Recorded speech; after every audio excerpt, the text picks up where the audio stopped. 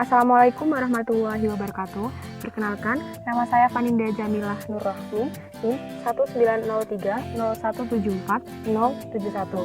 Saya dari kelas Pendidikan Matematika 2019A, jurusan Matematika, Program Studi Pendidikan Matematika Universitas Negeri Surabaya.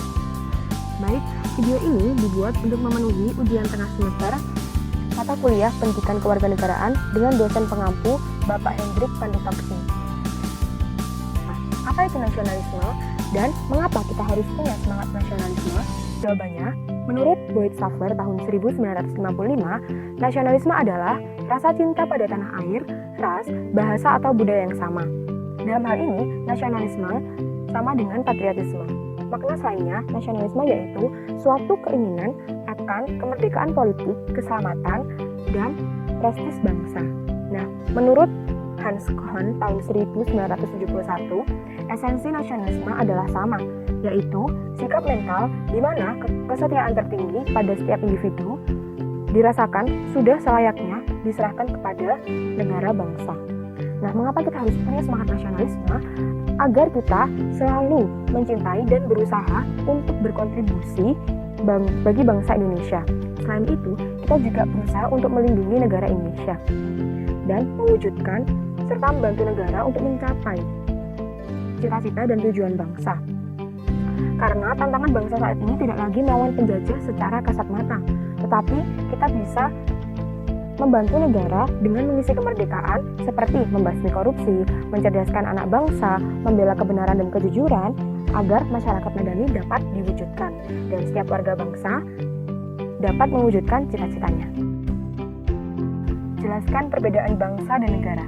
Nah, secara definisi, bangsa yaitu sekumpulan orang yang memiliki kesamaan asal, keturunan, adat, bahasa, dan sejarah, serta berpemerintahan sendiri.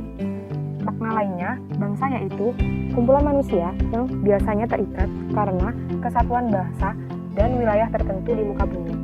Sedangkan negara yaitu organisasi dalam suatu wilayah yang mempunyai hak untuk menetapkan tujuan-tujuan dan ketentuan-ketentuan penyelenggaraan kehidupan di suatu daerah atau wilayah. Tidak menutup kemungkinan di satu negara diisi oleh beberapa bangsa. Apa fungsi konstitusi bagi suatu negara? Fungsi konstitusi bagi suatu negara adalah sebagai pedoman atau dasar dalam penyelenggaraan kehidupan bernegara, serta sebagai pegangan atau pemberi batas sekaligus tentang bagaimana kekuasaan negara harus dijalankan. Nah, menurut Undang-Undang Dasar Negara Republik Indonesia tahun 1945 menyimpulkan bahwa kedudukan dan fungsi konstitusi yaitu 1.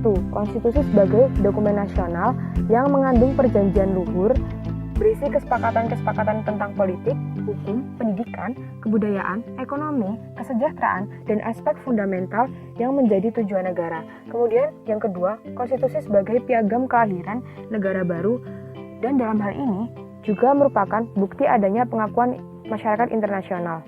Kemudian yang ketiga, konstitusi sebagai hukum tertinggi. Yang keempat, konstitusi sebagai identitas nasional dan lambang persatuan. Yang kelima, konstitusi sebagai alat untuk membatasi kekuasaan. Dan yang terakhir, konstitusi sebagai pelindung hak asasi manusia dan kebebasan warga negara. Benarkah bahwa hukum itu terjang ke bawah dan tumbuh ke atas?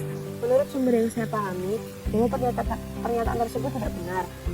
Misalkan, ada suatu kasus yang dialami oleh si A dan si B. Si A adalah orang kalangan atas dan si B adalah orang kalangan bawah. Si A dan si B berada pada kasus yang sama. Kemudian mereka diberikan pengacara masing-masing. Nah, karena si A ingin menang kasus tersebut, artinya si A menyewa pengacara yang lebih berpengalaman. Pada akhirnya si A menang dalam kasus itu dan si B kalah. Dalam hal ini, hukum dikatakan adil karena keduanya sama-sama diberikan pengacara dan keduanya diperbolehkan untuk memutuskan keinginan mereka, yaitu si A menyewa pengacara dan si B tetap menggunakan pengacara sebelumnya.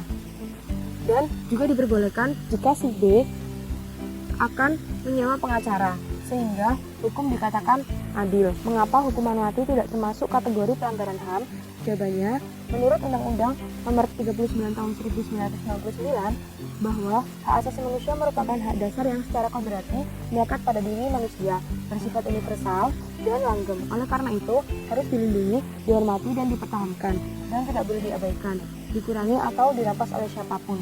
Nah, pelaku yang dihukum mati, hak hidupnya dibatasi karena dalam melakukan aksi kejahatan seperti terorisme dan narkoba, mereka telah melanggar hak asasi manusia orang lain, khususnya hak hidup, melanggar hak hidup orang lain. Nah, pembatasan itu dilakukan semata-mata untuk menjamin pengakuan dan penghormatan atas hak-hak dan kebebasan orang lain. Penegakan HAM tidak boleh mengabaikan hak-hak orang lain, melainkan harus menghormati dan mengakui keberadaan hak-hak orang lain.